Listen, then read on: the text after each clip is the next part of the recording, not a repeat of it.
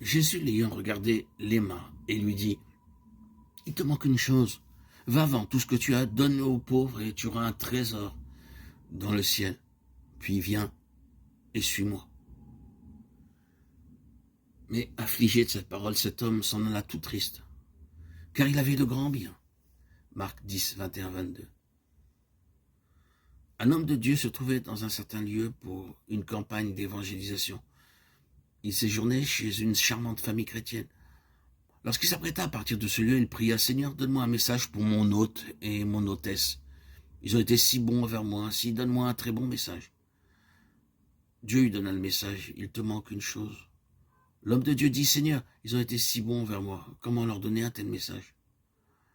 Plus il priait et plus le même message lui était donné. « Il te manque une chose. » Il n'eut pas le courage de leur dire en face. Alors il l'écrivit sur un morceau de papier et l'épingla au rideau de la fenêtre. Puis il descendit, les remercia et partit. Après son départ, la maîtresse de maison monta à l'étage et trouva le morceau de papier épinglé. Elle lut les paroles, « Il te manque une chose. » Elle appela son mari, « Ce sont les dernières paroles de l'homme de Dieu pour nous ?» s'exclama-t-elle.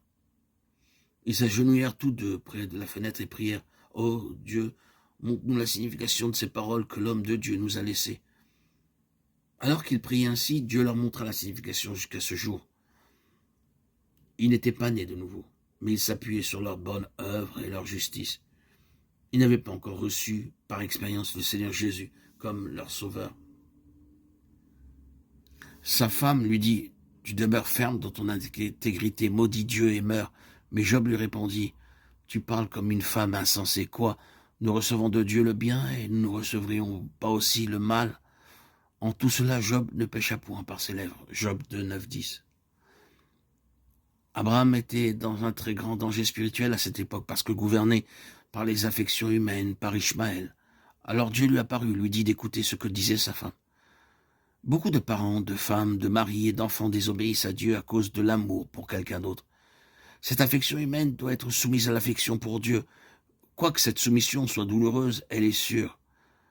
Abraham dut renvoyer son fils. Dieu ne lui serait pas apparu s'il n'avait pas obéi. Bien que cela fût pénible, Abraham obéit à Dieu. Il est parfois très douloureux d'obéir à la parole de Dieu et à son commandement. Mais Abraham est ouvert à la réprimande de Dieu. Dieu apparut à Abraham au chapitre 21 du livre de la Genèse pour nous montrer comment être gouverné par l'Esprit en tout temps et jamais par la chair. Si vous désirez donc être l'ami de Dieu, ne permettez à personne d'entraver le chemin de l'obéissance à Dieu.